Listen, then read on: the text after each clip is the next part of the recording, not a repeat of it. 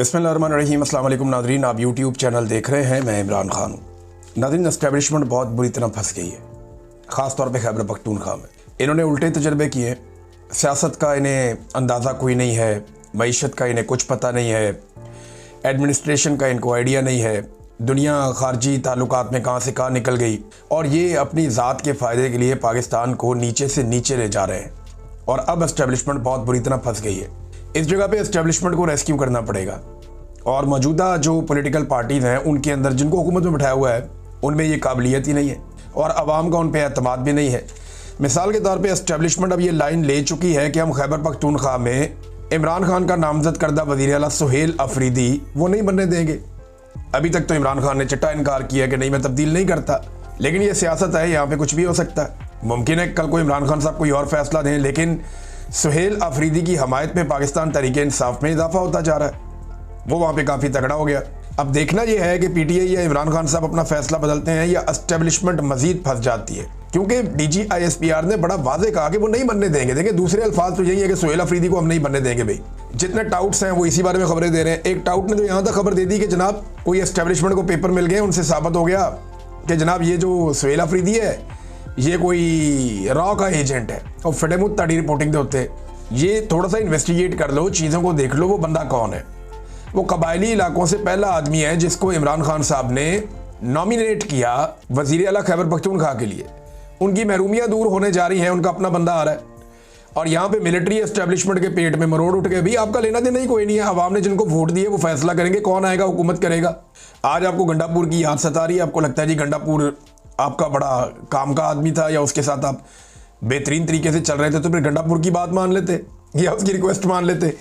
तो अब मामला ये है कि मुल्क के अंदर इस्तेहकाम लाते लाते जो पाकिस्तान की मिलिट्री एस्टेब्लिशमेंट है उन्होंने पाकिस्तान को मुकम्मल तौर पे अदम इस्तेहकाम का शिकार कर दिया। जरा एक दफा पाकिस्तान का मैप आप देखें। इस नक्शे पे मुझे कोई इलाका बताएं जो महफूज हो और पुरअमन हो। कराची की बैड गवर्नेंस आपके सामने है, सिंध के हालात आपके सामने है, सैलाब आया हुआ, पूछने वाला कोई नहीं है। जितनी सिंध के अंदर तबाही है, करप्शन है, उसका तो कोई मुकाबला पूरी दुनिया में कहीं नहीं है। पाकिस्तान तो बहुत दूर की बात है।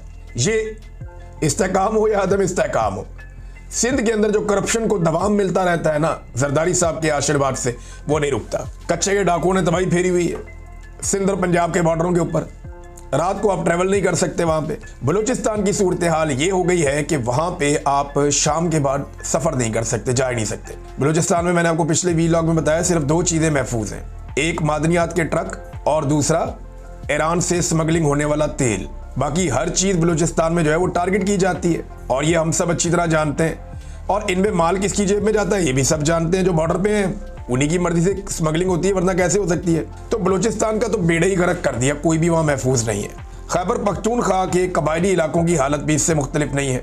रोज़ाना धमाके, गोली बारूद, हमला, बच्चों की शहादतें, खवातीन की शहादतें, मासूम शहरी जाँ बहक हो रहे हैं। अभी DI खान के अंदर एक अटैक हो गया, उसमें पुलिस वाले जाँ बहक हो गए। तो लगातार खैबर पख्तूनख्वा के कबायली इलाकों में भी यही चल रहा है, वहाँ पे भी इस्तेहकाम नहीं आने दिया। अफगानिस्तान से एक नई लड़ाई शुरू कर दिया। अब अफगानिस्तान के बारे में मैं बताऊँ, देखें वो अफगानी भी कहते हैं कि अमेरिका से और रशिया से पूछ लें, आप हमसे लड़ना चाहते हैं तो आप उन दोनों से पूछ लें। रूस जो है वो एक सुपर पावर था, अमेरिका जो है वो दूसरी सुपर पावर था। वो दोनों जान छुड़ा के निकले इन पहाड़ों में से। अब पाकिस्तान की मौजूदा मिलिट्री एस्टेब्लिशमेंट इन पहाड़ों से क्या निकालना चाहती है? देखिए मादनियात तो बहुत है यहाँ पे, लेकिन जिस चक्कर में हम अफगानिस्तान के साथ लड़ाई कर रहे हैं उसका नतीजा क्या हमारे हक में निकलेगा, या हम कई दहाइयों तक लंबी एक लड़ाई के अंदर फिर झोंके जाएंगे, फिर एक लड़ाई में चले जाएंगे ना। भारत कितनी समझदारी का मुजाहरा कर रहा है, हालांकि वो इंतहाई एंटी तालिबान है भारत के लोग, लेकिन वो ये समझते हैं कि ताल्लुकात रखने पड़ेंगे, और वो अक्लमंदी से अपने खारजी ताल्लुकात बना रहे हैं अफगानिस्तान के साथ। और पाकिस्तान अपने हमसायों से बिगाड़ता चला जा रहा है 7 समंदर पार अमेरिका को खुश करने के लिए। फिर भारत से हमारी दोबारा लड़ाई होने वाली है। ये मैं नहीं कह रहा, ये एस्टेब्लिशमेंट खुद खबरें चलवा रही है कि अक्टूबर नवंबर में मुमकिन है कि भारत हमारे ऊपर एक अटैक करे। फिर अब अगर आप पंजाब में आ जाएं तो सैलाब मुतासरीन अभी तक बेयारो मददगार हैं, कोई पूछने वाला नहीं है। जिन इलाकों में पानी उतरा है लोग अपने घरों को जाकर खुद ही आबाद करने की कोशिश कर रहे हैं। लोग अपनी मदद आपके तहत चीज़ें ठीक करने की कोशिश कर रहे हैं। लोग भूखे हैं, परेशान हैं, फसल लगने का टाइम हो गया, उनके पास बीज और खाद के पैसे नहीं हैं, और हुकूमत अभी सिर्फ सर्वेस करवा रही है, कोई काम हुकूमत ने शुरू नहीं किया। पंजाब में तहरीक लब्बैक और पुलिस के बीच में इस वक्त एक मैच पड़ा हुआ है, एक सड़कों पे जंग लगी हुई है। तहरीक इंसाफ पर जुल्म के पहाड़ तोड़े जा रहे हैं। इस्लामाबाद जो है पाकिस्तान का दारुल हुकूमत, वो इस वक्त कंटेनरिस्तान बना हुआ है। पूरे इस्लामाबाद में कंटेनर ही कंटेनर आपको दिखाई देते हैं। आम आदमी अपने बच्चे को अस्पताल ले जा रहा था, गोद में उठा के भाग रहा था और बददुआएं दे रहा था। मोटरसाइकिल वाला था बेचारा अकेला, एक आम शहरी, उसको पुलिस वालों ने पकड़ के मारना शुरू कर दिया कि यहाँ से तुम गुजरे कैसे हो भाई। वो जा रहा है, उसको जाने दो, एक आदमी क्या कर लेगा।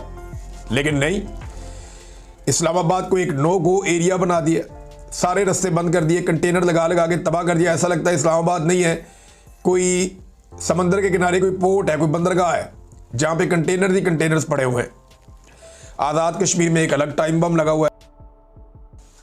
19-20 तारीख तक का टाइम है हुकूमत के पास मुतालबात तस्लीम करने का। अब मुतालबात तस्लीम करने की बजाय इन्होंने आज़ाद कश्मीर में जो अवामी जॉइंट एक्शन कमेटी के रहनुमा है उनके ऊपर मुकदमा दर्ज कर दिए। ये पाकिस्तान में इस्तेहकाम लेकर आएंगे और जो कश्मीरी नौजवान हैं उन्हें इस्लामाबाद में पकड़ पकड़ के पुलिस डंडे मार रही है, उनको रुसवा कर रही है, उनसे ज्यादती कर रही है। बल्कि नौजवानों ने क्लेम किया कि उन्हें कहा गया कि तुम कश्मीर मुर्दाबाद के नारे लगाओ। उन्होंने डंडे खा लिए, मार खा ली, लेकिन उन्होंने कहा जी हम ये नारे नहीं लगाते। फिल्मों में हम ये देखते थे ऐसा जुल्म और जबर, लेकिन हमने कभी हकीकी जिंदगी में तसव्वुर नहीं किया था जो इस्लामाबाद पुलिस ने अब किया कश्मीर के नौजवानों के साथ, बकौल उन नौजवानों के। तो आज़ाद कश्मीर में भी एक टाइम बम सिचुएशन है, टाइम गुजर रहा है, किस वक्त वहाँ धमाका हो कुछ आप कह नहीं सकते। फिर गिलगित बल्तिस्तान में लगातार एहतजाज चल रहा है, वहाँ पे तजारत रुकी हुई है।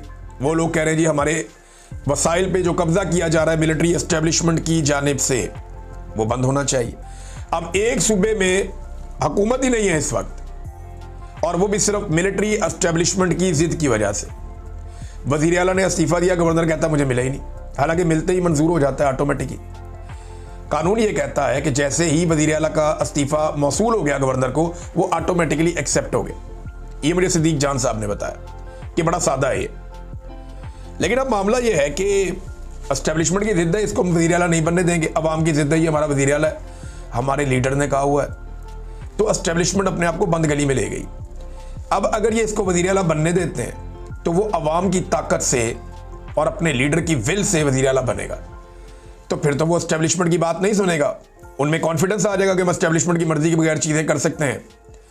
और अगर एस्टेब्लिशमेंट नहीं बनने देती तो एस्टेब्लिशमेंट एक नई लड़ाई के लिए तैयार रहे। अब तक के लिए इतना ही, अपना ख्याल रखिएगा, अपने इस चैनल का भी। अल्लाह।